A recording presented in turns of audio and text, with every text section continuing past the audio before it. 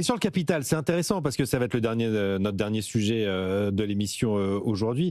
Les recettes tirées de la fiscalité du capital ont bondi. Ça, c'était une bonne nouvelle pour Bercy. 17 milliards de recettes supplémentaires tirées de l'impôt sur le revenu, de la part de l'impôt sur le revenu dans la flat tax. Donc, c'est que ça fonctionne plutôt pas mal du côté du capital, non, Dorothée Rouzet? Alors sur les chiffres 2024, il y a deux effets. Il y en a un, c'est les revenus du capital se sont globalement bien portés. Ça a été plutôt une bonne année pour les marchés actions. Les taux d'intérêt étaient relativement élevés, donc en fait, les revenus spontanément ont pas mal augmenté. L'autre effet, qui est une moins bonne nouvelle en fait, si on se projette sur cette année, c'est l'effet d'anticipation de la fiscalité. C'est-à-dire que on a eu, l'année dernière aussi, il faut se rappeler, un automne de débats budgétaires assez agité et assez animé. Et une partie de l'effet qu'on voit, en fait, ça a été des versements de dividendes en décembre de l'année dernière, en anticipation de la CDHR, donc de la contribution différentielle sur les revenus, qui a été mise en place, mais qui a été mise en place dans la loi de finances 2025. En 2025, absolument, sur les revenus supérieurs à 250 000 euros par personne. Un certain nombre de personnes se sont versées des dividendes en janvier qui se seraient versés au début de l'année 2025. D'accord. Donc, ça veut dire qu'il y a eu plus de revenus 2024, mais c'est un peu mécaniquement. C'est donc du one shot. C'est mécaniquement moins de revenus 2025 en fait. Enfin, ils se retrouvent pas. On ne considère pas que c'est des revenus qu'on va retrouver l'année suivante. Est-ce qu'on sait où on se situe sur la fiscalité du capital en France par rapport au reste de nos voisins européens? Est-ce qu'on est plus ou moins taxé sur le capital? Les marchés fonctionnent bien, les indices sont au plus haut, on pourrait en profiter pour en tirer quelques recettes. Mais où est-ce qu'on se situe par rapport à nos voisins européens? Alors, c'est un peu un débat sans fin, mais les comparaisons qui existent, alors on va dire, en général, après les réformes de 2018 et notamment la mise en place de la flat tax, en gros, on est revenu à la moyenne haute des voisins européens. Après, c'est un peu différent selon les types d'actifs. C'est-à-dire que typiquement, l'immobilier est beaucoup plus taxé parce que l'IFI est toujours là, parce qu'il y a en plus des taxes supplémentaires, taxes foncières, etc. Donc sur des actifs type actions, obligations, sur les valeurs mobilières, dans la moyenne haute, sur l'immobilier, on est plus élevé, sur les actifs immobiliers. Voilà, donc il faut un peu regarder en détail. Sur l'assurance vie, il y a beaucoup d'avantages fiscaux, donc c'est pas très taxé en moyenne. Donc voilà. Encore l'impôt sur la fortune improductive pourrait taxer donc, les. Il y a un petit peu de détails à regarder. Ronan Lemoal, est-ce que vous avez vu chez vos clients, chez Épopée Gestion, des sorties comme ça avant la dernière loi de finances? Ça, on l'a vu. En fait, on a vu des gens qui effectivement anticipaient. D'ailleurs, ce qui est intéressant, c'est quand la distribution de dividendes n'est plus guidée par l'intérêt de l'entreprise, de l'entrepreneur, mais par la fiscalité. Oui. C'est terrible parce que ça veut dire qu'en fait, il y a des gens qui sont rationnels, qui, parce qu'ils voient une mesure qui pourrait arriver, parce qu'ils sentent une instabilité se profiler, prennent des mesures de gestion qu'ils ne prendraient pas autrement. Oui. Peut-être qu'ils réinvestiraient cet argent, sinon, de telle sorte. Mais bref. Donc on voit bien qu'il y a un vrai sujet de ce point de vue-là. Donc moi, ce que j'observe aujourd'hui, en tout cas, c'est deux choses.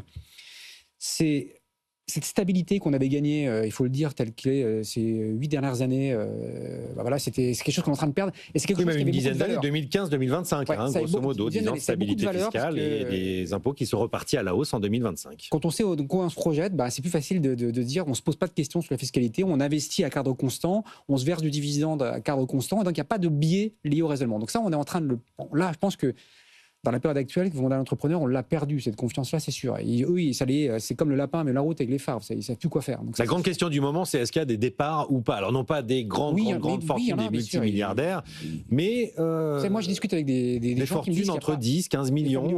Des familles office qui me disent, pas forcément des gens qui ont des centaines de millions d'euros, qui me disent qu'il n'y a pas un seul de leurs clients qui ne sont pas venus les voir pour leur poser la question. Je ne dis pas qu'ils vont tous passer à l'acte. Oui. Mais ça, pour moi, c'est quand même radicalement différent de ce qu'il y a quelques années. Et pourquoi? Pas seulement parce qu'ils veulent optimiser la fiscalité. Parce que là, c'est mon deuxième point. C'est qu'on a réussi à faire en sorte que capital devienne un gros mot, que gagner de l'argent devienne sale, et que les riches deviennent des salauds, entrepreneurs. Et je pense que ça, c'est grave, parce que ça rejoint ce qu'on dit tout à l'heure, ça crée encore une fois un schisme dans une société. Deuxièmement, le capital, on parle du capital, c'est un mot qui me gêne toujours.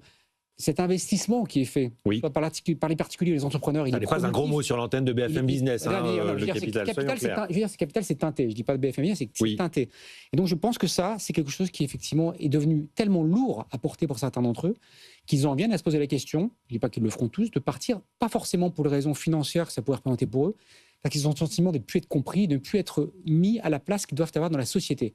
Je ferai pleurer personne en disant ça, mais encore une fois, une société qui marche bien, c'est une société dans laquelle tout le monde a sa place. Et je pense qu'il y a un petit signal d'alarme à avoir quand on est entrepreneur sur ce sujet-là. C'est important, il y a des combats à mener, un combat Gramscien. C'est vrai qu'on est passé de François Bayrou qui tire la sonnette d'alarme sur le niveau d'endettement de la France à la taxe Zuckman début septembre. On n'a parlé plus que de ça et on s'était dit que les milliardaires ne payaient pas d'impôts en France, ce qui est totalement faux. Olivier Lancy, vous souhaitiez réagir ? Oui, d'abord insister sur ce qui vient d'être dit. Moi, je vais refocaliser sur l'exemple de la manufacture, de l'industrie. En France, on a un certain nombre de grands fleurons qui sont cotés, qui sont financiarisés. Mais à côté de ça, vous avez 2000 ETI, 20 000 PMI, 200 000 TPE qui sont artisanales. Ces gens-là, c'est du capital. C'est des entrepreneurs d'abord, c'est eux qui créent la richesse. J'ai fait récemment une conférence au CNAM sur les héros de la réindustrialisation, c'est-à-dire si on réussit cette réindustrialisation en 2040, en 2035, on se retourne, qui c'est qui l'aura fait ? Mon point de vue, ce ne sera pas l'État, ce ne sera pas des grands programmes nationaux, ce sont les entrepreneurs. Voilà. Et aujourd'hui, on a parlé de taxation du capital, sur l'épargne, sur les dividendes. Moi, je voudrais souligner ici quelque chose qui m'inquiète, c'est la partie pacte Dutreil, la transmission. Un groupe industriel, vous le montez de l'état de PMI à ETI en plus qu'une génération. Il en faut au moins 2. On a besoin de ce tissu industriel qui est l'équivalent du Mittelstand allemand. Si vous rincez les propriétaires, ces investisseurs, ces familles, lorsqu'ils font la transmission, vous êtes certain d'échouer. Et là, vous demandiez des éléments de comparaison. Certes, le pacte Dutreil, qui est attaqué aujourd'hui, peut sembler à certaines personnes généreux, mais cette taxation, cette fiscalité de la transmission, elle est moins bonne en France qu'elle ne l'est en Italie ou en Allemagne. On parle de voisins, on est dans le marché unique, on est en concurrence directe avec les mêmes valeurs, la liberté de circulation. Donc là, moi, j'ai un sujet que j'avais abordé ici aussi, en se disant quel modèle économique on veut, quel est le rôle de l'entrepreneuriat familial, quel est le rôle de l'entrepreneuriat financier, enfin, avec des outils financiers derrière. Et ça, on a ce type de questions à faire. On est en train aujourd'hui de décourager. C'est de la colère. Il ne faudrait pas que ça vire au découragement complet.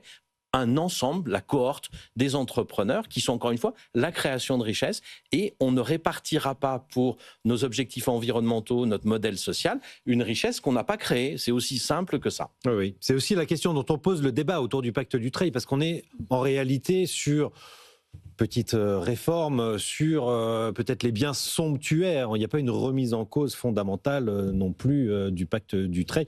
Le gouvernement l'a bien dit, les ministres à Bercy l'ont rappelé, il n'est pas question de... Mais là-dessus, je pense que tous les entrepreneurs restent... C'est vrai qu'à la fin, on arrivera à ça. Il y a une vraie crainte pourtant chez tous les entrepreneurs. On arrivera à ça. Mais ce qui est intéressant, c'est ça veut dire que l'état d'esprit présidait avant qu'on arrive à plus de sagesse. Ça rejoint ce que vous disiez. C'est vrai, construire une ETI digne de ce nom, c'est 2 à 3 générations. Si on ne le fait pas, si on n'encourage pas les transmissions, c'est des boîtes qui sont revendues, saucissonnées à l'étranger. Et donc tout ce qu'on évoque, et c'est un sujet qui vous est cher, la réindustrialisation n'existera pas. Donc je pense que oui, on revient à plus de mesures. Mais personne n'a vraiment remis en cause le pacte Dutreil. Bien sûr que non, mais il y avait tous les débats qui est autour du pacte Dutreil au départ. Je parle des débats, je ne parle pas forcément de ce qui s'est passé à la fin. Montre bien le manque de compréhension que ce que c'est que de construire un tissu industriel dans un pays. Ça montre ça. Ça montre que le temps long, et d'ailleurs c'est bien ce qui nous manque aujourd'hui, il nous manque vraiment un raisonnement sur le temps long. Tout ce dont on parle tout à l'heure, ce sont que des raisonnements sur le temps court. Or, construire une ETI, c'est du temps long. Et le temps long, il faut l'accompagner. Voilà. Donc, Bon, le temps long, j'espère qu'on le prend un peu dans les experts aussi, chaque jour de 10h à 11h, pour vous décrypter, pour expliquer l'économie. Merci à tous les trois, Ronan Lemoal, Olivier Luancy et Dorothée Rouzet, d'avoir participé à cette émission. Tout de suite, c'est Tout pour investir, animé par Antoine Larigauderie. L'émission est disponible en replay et en podcast sur l'application BFM Business. Quant à moi, je vous retrouve demain à la même heure, de 10h à 11h, en direct sur BFM Business. Bonne journée à tous.